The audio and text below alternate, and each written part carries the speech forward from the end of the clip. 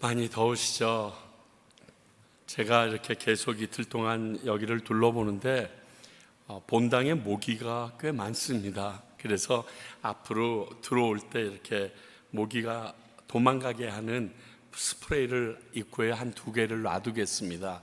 그래서 괜찮다고 생각하지 말고 다리 부분이라도 이렇게 뿌리고 입구에서 들어오시면 예배 드리는데 그 조그만 놈이 저를 괴롭히면 진짜 어렵습니다. 그래서 여러분 뿌리고 좀 들어오실 수 있도록 오늘은 좀 굳굳해 곳곳에다가 모기약을 펴놨는데 모기약을 다 뿌려놨는데 어떤지 모르겠습니다.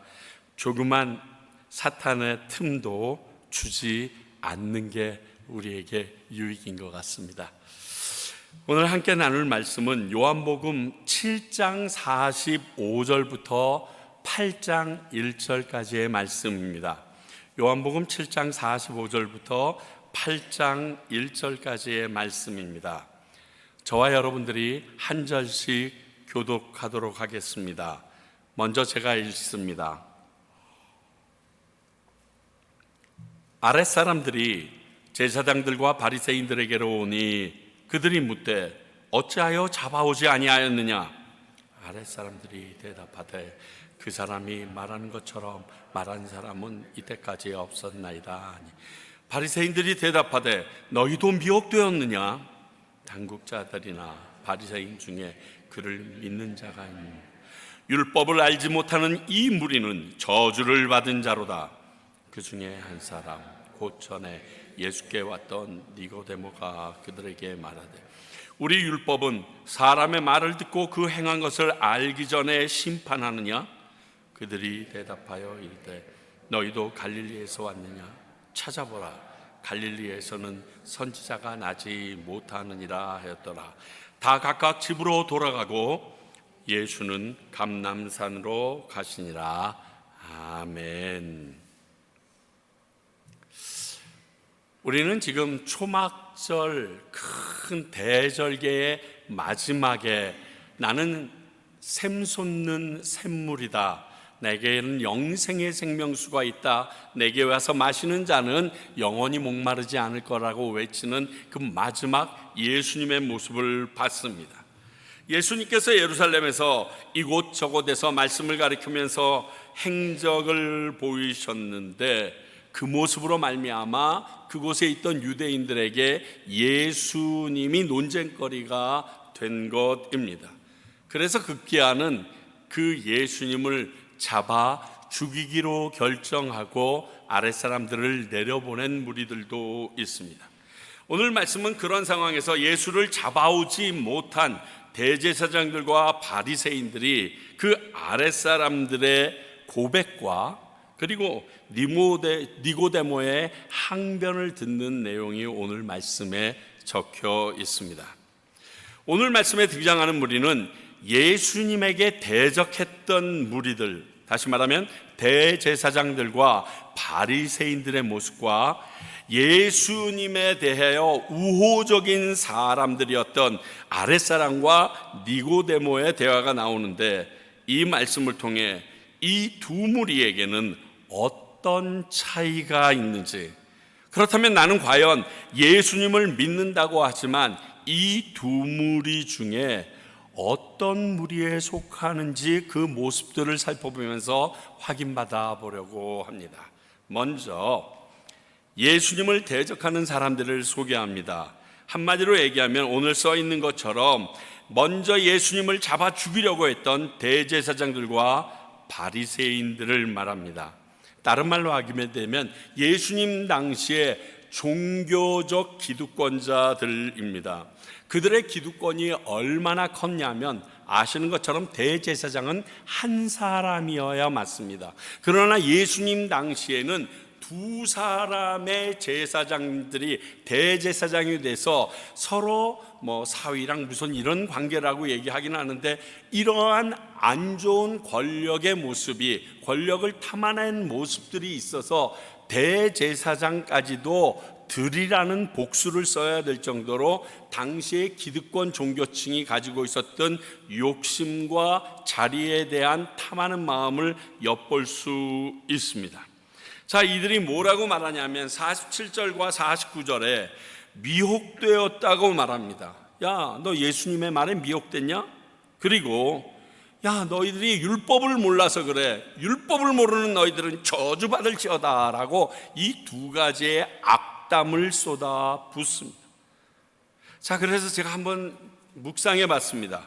우리가 이 미혹이라는 말을 참 자주 합니다. 신앙생활을 하면서 미혹당했다, 미혹에 넘어지지 않게 조심해라. 그러니까 나를 속여서 유혹하여 넘어뜨렸다, 아름답게 나를 속삭이는 말로 내가 그 말에 홀딱 넘어갔다, 이런 의미인데, 예수님께서는 이런 미혹하는 자를 어떤 사람이 미혹하는 자라고 얘기했는지 우리 좀 들어보길 원합니다.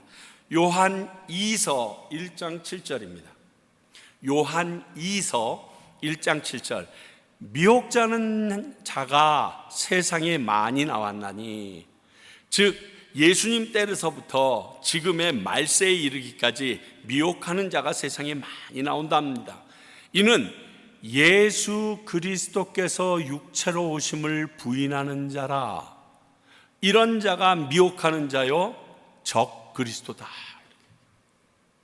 자, 그러면 예수님께서는 말씀을 통하여 미혹하는 자가 있는데, 그 미혹하는 자는 예수가 그리스도로 이 땅에 육체로 오셨는데 이걸 인정하지 않는 자다. 그 예수님이 우리를 위하여 오신 메시아일 리가 없다라고 얘기하는 자들은 미혹하는 자면서 적그리스도라고 지금 말씀합니다. 그러므로 오늘 정작 유대인들은 미혹하고 있는 자가 됩니다.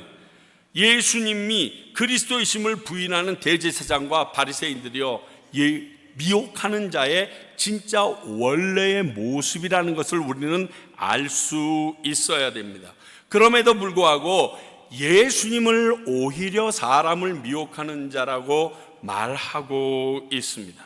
또 이 예수님은 자신에 대하여 율법과 구약의 선지자의 말로만 자기를 표현했다라고 성경은 말하고 있습니다.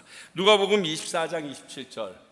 이에 모세와 모든 선지자의 글로 시작하여 모든 성경에 쓴 바 자기에 관한 것을 자세히 설명하시느라. 자, 여기에서 모세와라고 얘기한 것은 모세오경, 즉 율법을 의미합니다. 모든 율법과 모든 선지자의 쓴 글, 즉 구약에 있는 모든 말씀을 시작하여 그 성경에 쓰여져 있는 내용으로 자기가 메시아인 것을 증명할 수 있는 것들만 그 모인 자들에게, 유대인들에게 알려주었다라고 기록하고 있습니다. 그러니까 그런 예수님은 물론이요, 그 예수님의 말씀을 듣고 믿는 이들도 율법을 모르는 사람이라고 말할 수 없는 겁니다. 율법을 아는 자들입니다. 도리어 대제사장들과 바리새인들이 이런 근거를 가지고 말씀하시는 예수님의 말씀과 그분의 행동을 듣고 보면서도 구약에 있는 율법과 선지자의 글들을 기억해내지 못합니다. 그러면 도리어 대제사장들과 바리새인들이 율법에 무지한 자라는 것을 드러내버린 겁니다. 그렇지 않아요? 예수님께서는 그 안에서 모든 것을 얘기하셨고, 마태도 예수님에 대해서 적을 때 구약의 선지자의 글과 그 내용으로만 쭉 우리에게 알려줄 정도였는데, 그 모든 상황을 보면서 여전히 그 오신 예수님이 하나님의 아들이여 오시기로 약속하셨던 메시아인 걸 확인하지 못하는 건, 내가 그 글에 대하여 깨우치지 못했거나 그들이 하는 행동, 예수님이 하시는 말씀을 보면서 이 말씀이 떠오르지 않는 무지하다라는 표현밖에 할 수가 없습니다. 그러므로 지금 대제사장들과 바리새인들이 말하고 있는 미혹하는 자는 예수님이 아니에요.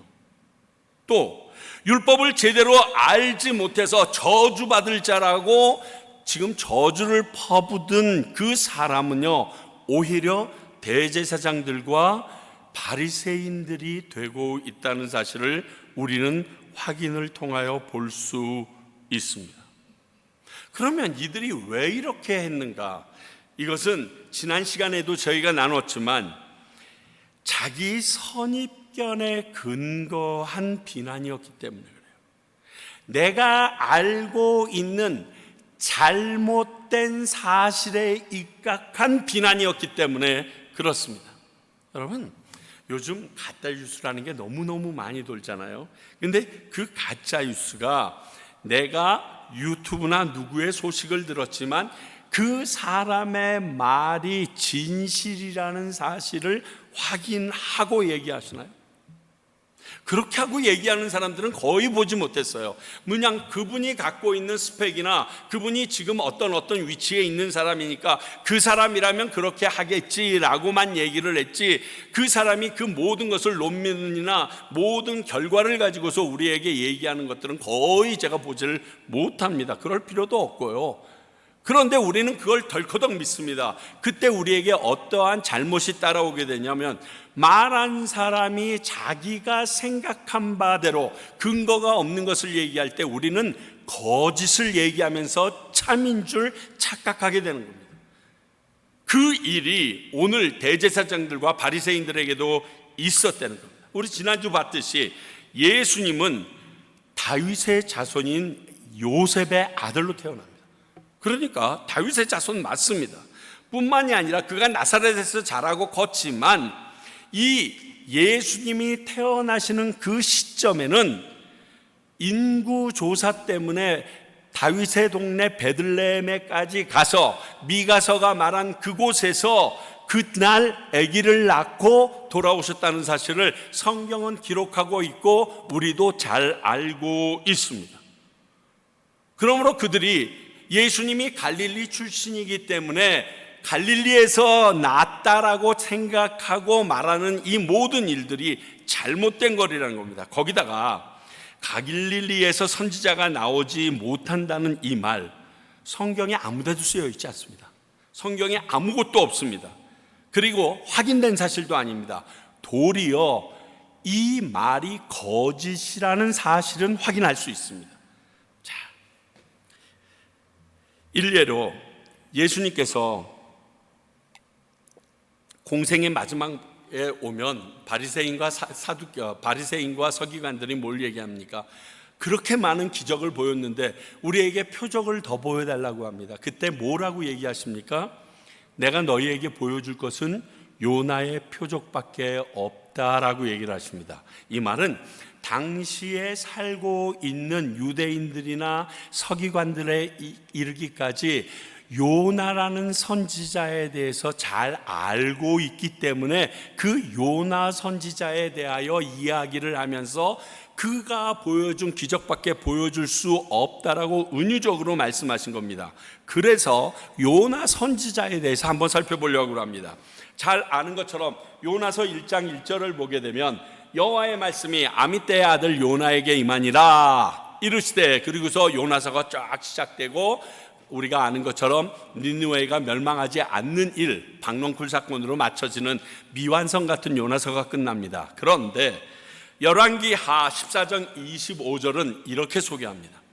이스라엘의 하나님 여호와께서 그의 종 가드 헤벨 아미떼의 아들 선지자 요나를 통하여 하신 말씀과 같이 여로보암이 이스라엘 영토를 회복하되 하맛 어귀서부터 아라바 바다까지 하였으니, 이런 예언도 했었던 것 같습니다. 여기에서 아미떼의 아들 선지자 요나, 그러니까 우리가 알고 있는 그 유명한 요나 선지자 맞습니다. 근데 그의 고향이 가드 헤벨에 사는 아미떼의 아들이라는 말이거든요. 가드 헤벨이라는 곳이 나옵니다. 이것을 찾아보면요, 나사렛 북동쪽 약 5km 지점에 위치한 신약시대의 갈릴리 지역에 속한 조그만 촌락입니다. 그것이 가드 헤벨이라는 곳입니다. 그래서 요나 선지자에 대하여 갈릴리 출신의 선지자라고 말하는 이들도 있었다라고 얘기합니다. 그러니까 이들이 갈릴리에서 선지자가 낳는 것을 본 적이 있느냐라고 말한 것은 거짓말입니다. 선지자가 나온 적이 있습니다. 그냥 그들의 선입견 때문에 그렇습니다. 왜 그런 선입견이 생겼냐? 이는 예수님 당시에 갈릴리 지역이 지리적으로 이방 무역이 아주 활발하게 이루어지는 이방 지역과 인근한 접경 지역이었습니다. 그래서 다양한 문화와 이방인들이 이 갈릴리 지역에서 함께 살았다고 얘기합니다. 이 때문에 순수 유대교 혈통과 율법을 중시하던 예루살렘 지역의 종교 지도자들은 이 갈릴리를 꼭 제2의 사마리아처럼 이방인의 땅이라고 부르곤 했다라고 합니다. 사마리아의 사람들이 유대인들에게 얼마나 멸시를 당하고 그 먼 길을 돌아가기까지도 하는데 그런 취급을 받았던 곳이 예수님 당시의 갈릴리 지방입니다. 거기에 환경은 아주 풍요롭습니다. 거기 좋은 갈릴리 바다도 있고 평야도 있으니까요. 그런데 대다수가 몇몇 사람의 소유이고 모든 거주민들의 대부분이 소장론이나 품꾼이었다고 합니다. 그러나 그곳에서 많은 물고기와 많은 그 식량들이 남으로 인하여 로마나 분봉왕이었던 헤롯이 그곳에서 아주 심하게 세금을 걷어내기 시작했대요. 그 세금으로 인해서 갈릴리 지역의 사람들은 아주 빈곤한 삶을 살 수밖에 없었다는 거예요. 쉽게 얘기하면 거지같이 사는 애들, 아이고 저기 산동네야, 뭐 이렇게 얘기하는 곳이 당시 갈릴리 지역이 일컬음 받았던 곳이라는 겁니다. 그러고 그곳에 있는 사람들이 이러한 삶을 살다 보니까 억양이 아주 거칠었다고 합니다. 꼭 섬 사람들처럼 율법에 또 무지하고 먹고 살기 바쁜데 무슨 율법을 따지겠어요. 거친 하층민으로 취급받았다고 합니다. 그래서 바리새인들이 이 지역 출신을 노골적으로 무시하곤 했다라고 성경은 기록하고 성서자 학자들은 기록하고 있습니다. 그러니까 이런 모습의 갈릴리에서 아무리 요나와 같은 선지자가 나왔다 손치더라도 하나님께서 보내실 메시아가 거기에서 나온다? 야, 이건 말이 안 되라는 선입견이 있는 거예요. 그럴 것이라는 내 생각에 내가 지금 사로잡혀 있는 겁니다. 사랑하는 성도 여러분, 우리가 선입견은 어떤 사람을 바로 아는데 걸림돌이 되기도 하지만 이로 인해서 굉장히 중요한 것을 놓칠 때가 있는 것 경험해 보시지 않습니까?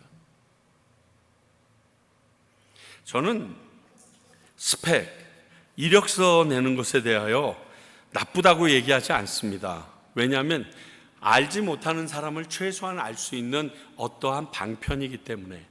그런데 그것이 그 사람을 온전히 알 수 있다라고 말하기는 어렵지 않겠어요? 제가 대학을 졸업하고 그 당시에는 워낙 큰 기업이었기 때문에 대우, 주식회사 대우에 속한 합창단에 속해 있었습니다. 그런데 이제 저희들은 이미 다 들어갔고 테스트 끝났는데 그 다음 연도에 사람들을 뽑기 위하여서 그 이력서들을 쭉 가지고 옵니다. 대우 본사에 올라가면. 근데 그걸 받아야 되는데 손이 너무 모자르거든요. 그래서 저희가 대우전자 소속이었는데 대우전자 팀들과 같이 나가서 그곳에서 테이블을 마련하고 가지고 오는 이력서를 받습니다. 그러면 우리가 이력서를 받아서 정리해서 그 봉투에서 빼서 뒤쪽에다가 딱 옮겨주면 그 옮겨준 자리에서 그 뒤에 계신 과장님이 하는 일은요, 그건 나도 하겠더라. 일단 서울에서 대학을 나오지 않는 사람들의 이력서는요, 올 A가 아니면 무조건 쓰레기통이 나요. 옆에 큰 쓰레기통이 있는데 그 학생이 4년 동안 올 A가 아니면 무조건 쓰레기통에 듭니다. 보지도 않아요. 뭐 아무것도 안 봐요. 쓴 이 내용도 안 봐요. 그리고 서울에서도 흔히 잘 나가는 학교의 것들만 따로 모아서 뒤에 따로 가지고 갑니다. 제가 그걸 보면서 그랬어요. 야, 쟤네들 이걸 알까? 이걸 알면 저 이력서를 낼까? 그런 생각이 제가 버뜩 들었다니까요. 이게 다른 사람을 선출하는 바른 방법이라고 저는 전혀 생각할 수가 없어요.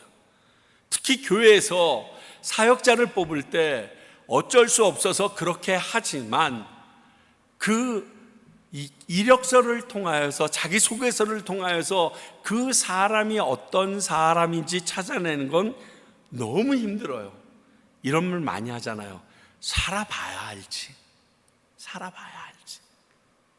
다르거든요. 성품과 그 스펙이랑은 너무너무 다르거든요. 그래서 귀한 사람을 놓칠 수도 있고, 그리고 굉장히 괜찮은 사람이라고 뽑았는데 그 사람 때문에 낭패를 겪기도 할 수 있습니다. 이러한 선입견은요, 특히 신앙생활에서는 아주 큰 부분을 놓치거나 그냥 지나치게도 하는 엄청난 일이 나오기도 합니다. 내가 가지고 있는 신앙의 색깔이 있을 수 있습니다. 근데 그 색깔과 그 일을 주창했던, 그리고 알려진 사람에만 의존해서 일을 했다가 하늘나라에 가서 하나님과 전혀 상관없으면 어떻게 하시려고 그래요? 참 위험합니다. 성경 말씀을 직접 읽고 개인적으로 그 하나님을 경험하는 것이 더 중요합니다. 이게 제일 중요합니다. 다른 일도 그 일을 많이 했던 사람이 더 유능하지, 가지고 있는 그걸로 못 뽑아요. 못 뽑아. 곧 나누겠지만 예수님을 대적하던 이들의 특징이 예수님을 만나본 적이 없다는 겁니다. 또 그분의 말씀을 듣거나 그분의 표적을 직접 본 사람도 없어요. 그래서 두 번째는 예수님에게 호의적인 사람들에 대해서 좀 살펴봅니다. 오늘 말씀에서 예수님을 잡아오라고 보낸 성전의 경비병쯤 되는 아랫사람들과 사내들린 공의회의 동료로 있었던 니고데모, 우리 요한복음 3장에서 한밤중에 예수님을 찾아왔던 초이스라는, 여러분 요즘에 예수님에 대한 일생에 대해서 쭉 하는 그 드라마 같은 거죠. 지금 전 세계에 4억 명 이상이 그것을 보았다고 그러는데요. 거기에 보게 되면 제일 처음에 등장하는 신실한 이 니고데모가 예수님을 만나고 나서 막 갈등하는 걸로 처음 시작이 되는데요. 바로 그 니고데모 두 사람이 나옵니다. 두 부류가 나와요. 먼저 아랫사람들을 보면 이들에게 대제사장들과 바리새인들이 말합니다. 야, 왜 안 잡아왔어? 분명히 그랬거든요. 그 앞에 보게 되면 예수님을 죽이기 위하여 잡아오라고 했어요. 그래서 갔습니다. 이들이. 그것도 좀 치사해. 지들이 가서 잡아오지 아랫사람을 보내. 그리고 갔습니다. 갔는데 사람들이 많이 모여 있으니까 움찔움찔하다가 본인이 예수님이 말씀하시는 강의를 다 들은 것 같아요. 이렇게 말하죠. 오늘 말씀에 그 사람이 말하는 것처럼 말하는 사람을 이때까지는 없었습니다. 다른 말로 하면 이게 좀 웃길 수 있는, 이것이 갈비인가 통닭인가, 이때까지 이런 말씀 본 적이 없었다, 이런 건 똑같은 거예요. 이렇게 말하는 하나님의 사람, 예수님에 대해서, 하나님에 대해서 성경 말씀을 이렇게 푼 사람은 도저히 들어본 적이 없다, 지금 이렇게 얘기한 겁니다. 사실 예수님의 말씀을 들은 자들의 반응이요 다 이랬어요. 자, 우리 마태복음 7장 28절 29절 볼까요? 예수께서 이 말씀을 마치심에, 이게 뭐냐면 산상수훈이 다 끝납니다. 산상수훈을 공생애 시작하시면서 했던 그 산상수훈이 끝나자마자 예수께서 이 말씀을 마치심에 거기에 모였던 무리들이 그의 가르침에 놀라니, 이는 그 가르치는 것이 권위 있는 자와 같고 그들의 서기관들과 같지 아니함이로다. 여러분 그렇잖아요. 제 설교 듣다가 기가 막힌 분의 설교 딱 듣는 순간, 와, 어떻게 같은 본문 가지고 이런 설교를 할 수 있지 하고 눈이 번쩍 뜨는 그런 거예요. 지금까지 맨날 안다던 말씀 같은데, 서로 사랑하라 이런 얘기 다 아는 말씀 같았는데 왜 저 사람이 얘기하는데 이렇게 귀에 쏙쏙 박히지? 막 이해가 되지? 그리고 찔림도 있고 감탄이 절로 나와요. 지금 그 얘기를 하는 겁니다. 이 경험한 사람에게 왜 그랬느냐 반문할 수 있을까요? 아니 팩트인데, 아니 내가 감동을 받았어요, 왜 그랬냐고 묻으면 심사위원입니까? 그걸 어떻게 얘기해요? 제가 그 TV 프로그램 중에, 그리고 저도 컴피티션 나가봤지만 콩쿨 나가면 채점하시는 분들이 어디에 제일 관심을 둬야 되는가 많이 생각해 봅니다. 그리고 저도 교회 내에서 많은 찬양팀들이나 하는 아이들 채점을 해봤는데요, 제일 중요한 거는 여기를 딱 쳐야 돼요. 걔네들이 부르는 노래가 여기를 팍 쳐야 돼요. 일단 노래를 잘했다 못했다, 뭐 소름이 돋는다, 이건 두 번째예요. 왜? 스킬은 연습하면 될 수도 있어요. 최고 난이의 스킬은 못하지만. 그런데 사람의 가슴을 치는 건요 정말 어려워요. 어저께 그저께구나, 제이시 라일 책을 보니까 설교자들에게 이렇게 얘기했더라고요. 많은 설교자들이 활을 가지고 앞에 있는 회 중에 뇌를 향하여 쏜대요. 머리를 향하여. 가슴을 향해서 쏘라고 그렇게 얘기하더라고요. 그들에게 말씀의 화살을 쏘되 가슴을 향하여 쏴라, 뭐 이렇게 얘기하더라고요. 말은 되게 멋있는데 엄청 힘든 거예요. 그런데 이 왔던 사람들이 그렇게 말한 사람이 없다라고 감동받은 거는 화살을 지금 가슴에 맞은 거예요. 이걸 어떻게 표현합니까? 맞았는데, 나도 모르게 그 화살이 가슴에 와서 박혔는데, 그 자체이기 때문에 특별히 나눌 말씀이 없습니다. 들은 사람이 그렇게 들었대는데 거기다가 무슨 말을 할 수 있겠어요? 그랬구나, 끝이에요. 나는 그렇게 못 들었는데 그 사람이 그렇게 들었대는데, 나는 감동했대는데, 나는 그 일로 인하여 깨우쳤대는데, 지금까지 나의 삶이 잘못되었다는 것을 성경에 대하여 바른 지식을 알게 되었다고 지금 고백하는데 뭐라고 얘기하겠어요? 그래서 그를 잡으러 갔던 이들도 감명을 받아 온 상태이기 때문에 그를 잡으려고 할 수가 없었던 거예요. 감동이 되는데 어떡해요? 여러분, 여러분들께서 예배를 드릴 때, 찬양을 부를 때, 거기다가 이렇게 설교를 같이 듣고 성경 말씀을 읽을 때 여러분 감동받기를 간절히 축원합니다. 막 가슴이 막 찌릿찌릿하고 울려질 수 있기를 간절히 축원합니다. 그거는 뭐 대안이 없어요. 대안이 그냥 쑥 빠지게 되어 있어요. 마태복음 27장 54절, 백부장과 및 함께 예수를 지키던 자들이 지진과 그 일어난 일들을 보고 심히 두려워하여 이르되 이는 진실로 하나님의 아들이었도다 하더라. 아니, 예수님이 본인이 하나님의 아들이라고 얘기 안 했나요? 했습니다. 근데 그들이 언제 깨달아요? 예수님께서 승천할 때, 부활하실 때? 아니요. 십자가에 달려 가장 아주 핍절한 모습으로 처절하게 돌아가시는 그 순간 깨달아요. 근데 이게 쉬운 게 아니에요.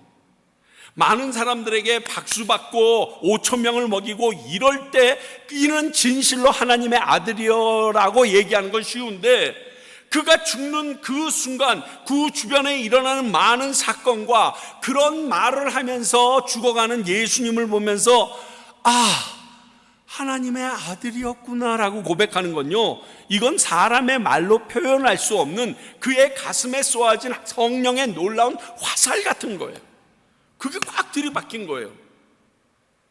이들의 말에 왜냐고 묻는 건요, 콕 집어서 대답할 말이 없습니다. 이러면 그렇지 않아요? 좋은데 어떡해?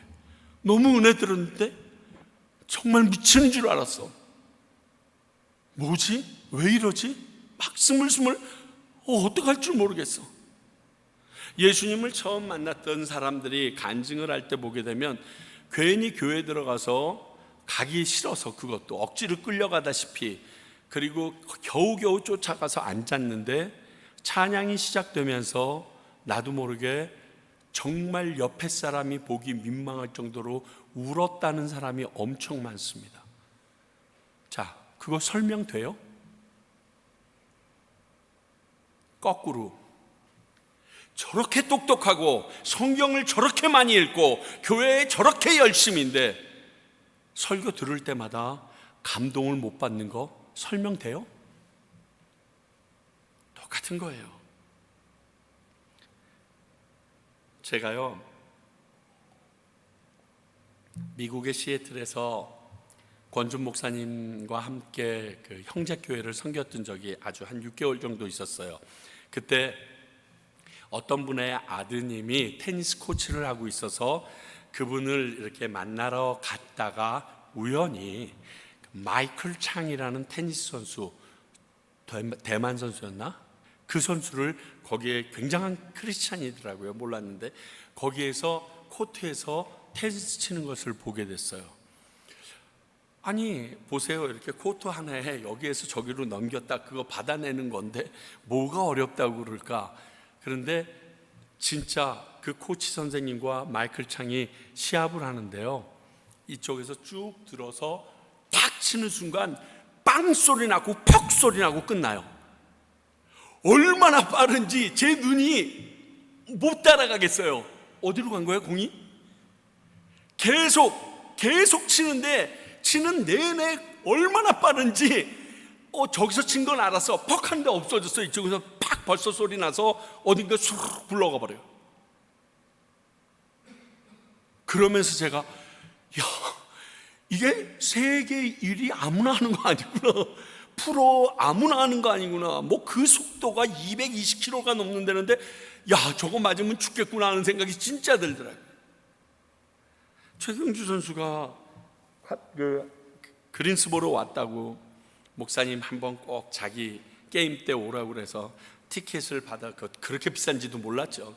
PGA를 갔는데 이렇게 따라다니는데 골프 진짜 쉽더라고요. 뭐 이렇게 공 하나 놓고 그거 움직이지도 않잖아요. 자치기는 타고 올라가면 치긴 하는데 이건 가만히 노는 거 치는데 무슨 야구 선수들이 우습게 보겠다라는 생각이 들 만큼 쉽더라고요. 그리고 탁 치면 착착 날아가요. 뭐 원하는 대로 착착 날아가고 걷는데 그래? 야, 이거 해볼 만한데? 근데 이 골프가 운동이 돼? 이렇게 하고 쫓기 시작했는데 한 반도 안 지났어. 한 7홀 지났는데 다리에 쥐가 나기 시작하더라고요. 저는 아무것도 안 하고 그분은 계속 캐디랑 같이 그 길을 걸어가는데 우리는 아주 좋은 길로 따라가는데도 도저히 다리가 후들거려서 미치겠어요.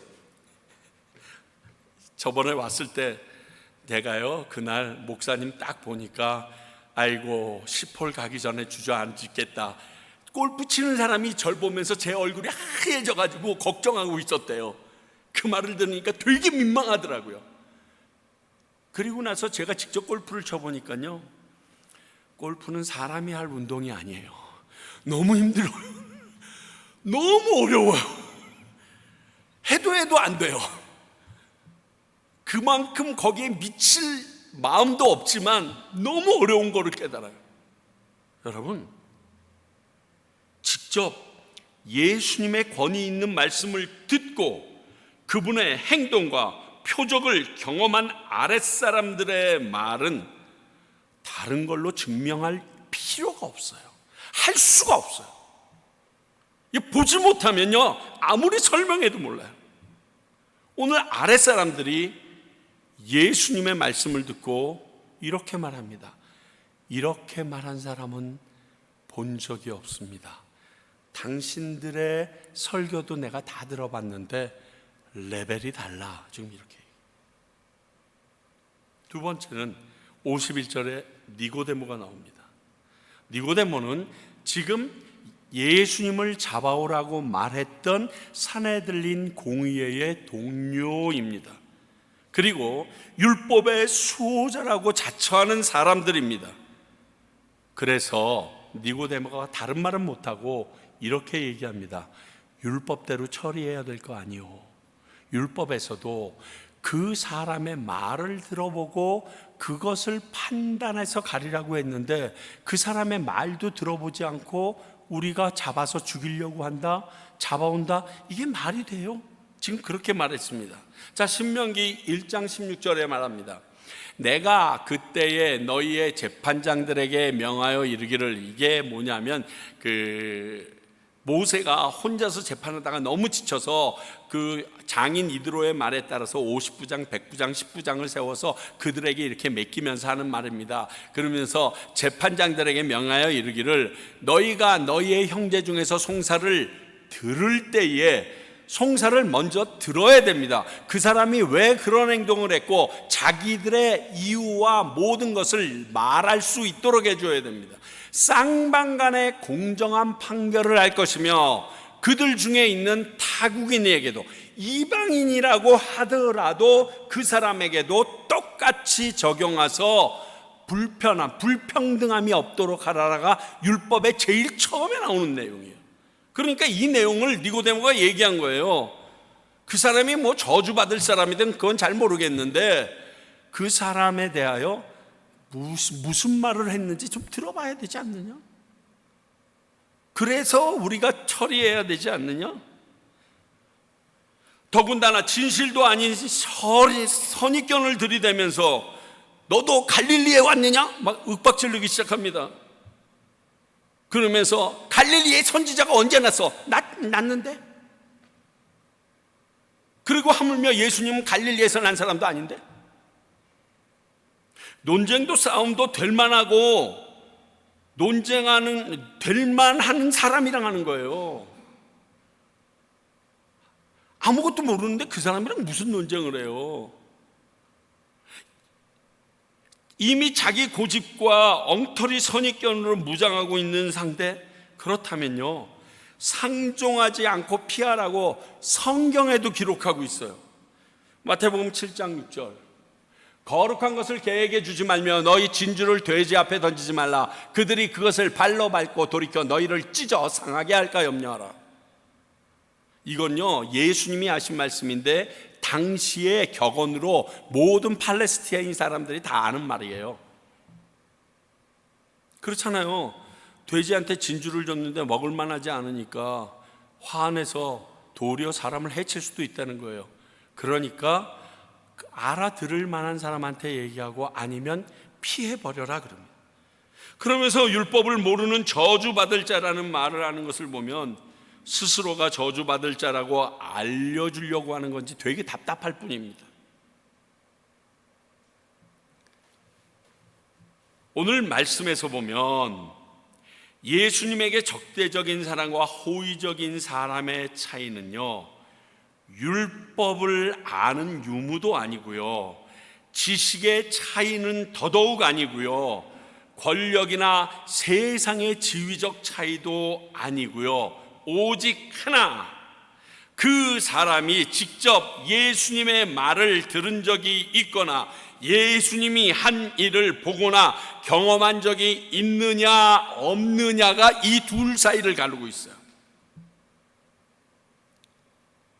물론 예수님의 말씀을 듣고 표적을 보고도 믿지 않는 사람들이 있었음을 볼 때 오늘 말씀에만 그렇게 적용이 되는 것이지 보편적으로 누구에게나 이것이 적용되는 것은 아닌 것 같습니다.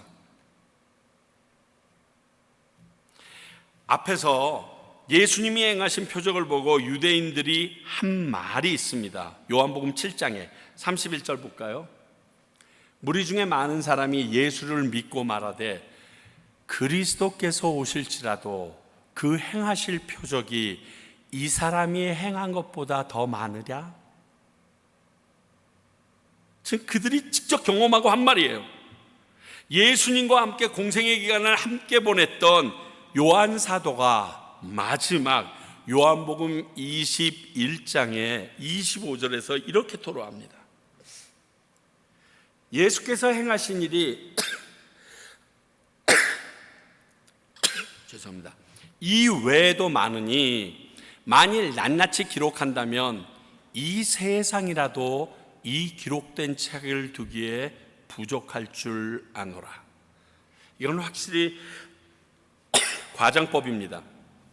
그러나 그 정도로 많은데 요한 사도는 요한복음에서 7개 정도만 딱 뽑아서 봅니다. 가르침에 대해서는 무한정으로 그가 놔뒀지만 그가 에고에임이 하나님 예수님이 내가 누구라 얘기한 것도 일곱 이렇게 해서 특별한 숫자를 겨냥해서 써서 놔서 그렇지 아니라면 난 다쓸 힘이 없어 엄청나거든 지금 그렇게 고백합니다. 그런데 이런 예수님의 가르침 오늘 대제사장과 바리새인들이 들어본 적이 있나요? 없습니다. 정말 없습니다. 뿐만이 아닙니다. 그분이 하신 일도 경험하지 못했습니다. 그래서 표적을 보여달라고 그러고 그 가르침을 들은 적이 없어서 증인들의 말에 의하여 성전을 헐면 3일 만에 짓겠다는 이야기도 다른 증인이 해주지 산에 들린 공회의 회원들 중에서 제사장들 중에서 하지 않습니다. 예수에 대해서 논하거나 재판할 자격이 있을까요? 아니, 그분이 한 말을 들어본 적이 없어요. 그분이 한 표적을 본 적도 없어요. 근데 뭘 채점을 해요? 내가 성약 경연대회에 심사위원으로 갑니다. 근데 어떤 친구가 딱 나와서 딱 노래하려고 그러니까 됐어 들어가. 억울해할 수 있어요? 그렇잖아요. 예수님을 만난 적도 없고 그분의 말씀에 대해서 들어본 적도 없고 그분이 펼쳐진 선한 행위나 그리고 놀라운 표적을 한 번도 본 적도 없는데 지금 자기가 판단해 보겠답니다. 뭘로 판단을 해요? 지금 이런 상황이 되어 있어요. 그런데 이런 상황에서도 오늘 아랫사람들과 니고데모는 할 말을 했다는 거예요. 어디에 홀려서 했는지는 모르겠지만 이런 사회적 환경에서 그것도 이미 결론을 정해놓고 이유나 증거를 짜맞추려는 세력들 앞에서 이런 말을 했다는 사실이 저는 굉장히 대단하다고 느껴져요. 왜? 내가 그렇게 못할 것 같으니까. 그 상황을 아니까. 이들이 그런 세력가들 앞에서 두려움보다 놀라움을 전할 수 있었던 것은 예수님의 말씀과 예수님의 행하심이 나에게 엄청나게 큰 울림과 도전을 주었기 때문에 그들이 내게 주는 두려움을 뛰어넘는 능력으로 지금 얘기한 겁니다. 이것밖에 설명이 안 됩니다. 그렇지 않아요? 자, 우리가 맛있는 집 그래서 딱 여기 참 맛집이야 라고 우리가 말하거나 아름다운 곳에 가서 여기 너무 아름다워 이렇게 말하면요 누구에게 말하지 말라고 그래도 열심히 우리가 말하지 않습니까? 왜? 내가 직접 경험한 것이 너무 강력하기 때문에 그래요. 누가 뭐래도 재판을 마치고 나온 갈릴레오가 그래도 지구는 돈다 그러고 나왔던 거 기억하시죠? 너희들이 지동설을 안 믿고 그렇게 얘기해도 지구는 도는 게 사실인걸. 왜? 그거를 너무 정확하게 너무 강하게 느끼고 있기 때문에. 근데 저는 여기에서 중요한 것은 나는 어떠냐는 거예요. 나는 우리가 아니라 나는 평강교회가 아니라 나는 어떠냐는 거예요. 나에게도 예수님이 나의 구세주이시며 하나님의 아들이라는 믿음이 확실해서 어떤 반대 세력 앞에서나 누구에게든지 이 복음을 전하는 존재가 되고 있냐는 거예요.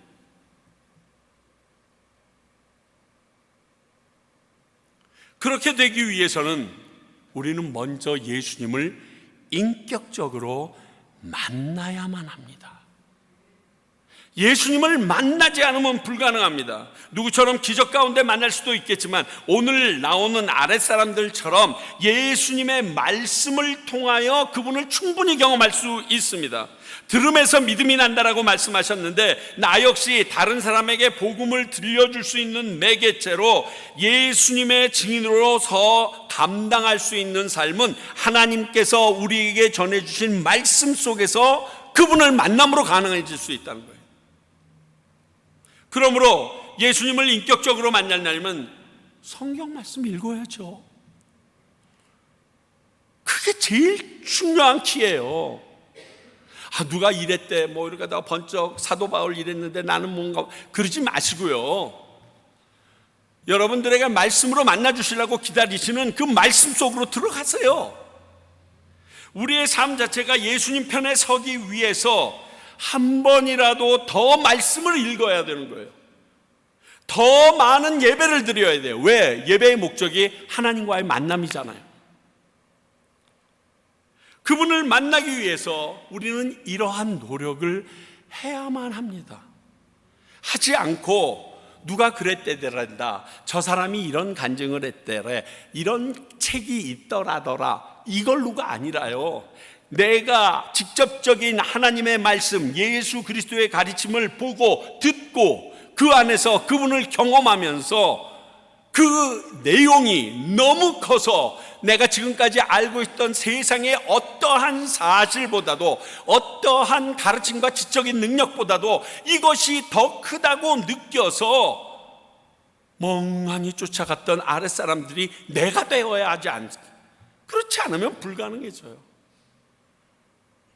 그것이 내가 오늘 니고데모나 아랫사람처럼 어떠한 환경에서도 예수님 편에 서는 모습이 될 수 있고요, 혹 나도 모르게 하나님을 대적하는 편에 서 있지 않을 수 있는 방법이 예수님을 만나는 겁니다. 안 그러면 목사, 성경 속에서 사는 사람이라도요, 쉽지 않고 빠져나갑니다. 사랑하는 성도 여러분, 오늘 이 두 편의 사람들을 보면서 나는 어느 편에 있다라고 스스로 자문자답하십니까? 그렇다면 그 자문자답하신 그 내용대로 되기 위하여 나는 어떠한 노력을 하고 있습니까? 최소한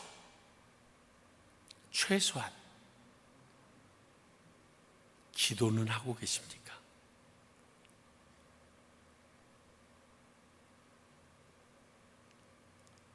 우리가 예수님을 직접, 하나님을 직접 말씀 가운데 만나고 예배 가운데 만나는 그 일들이 이루어지기를 바랍니다.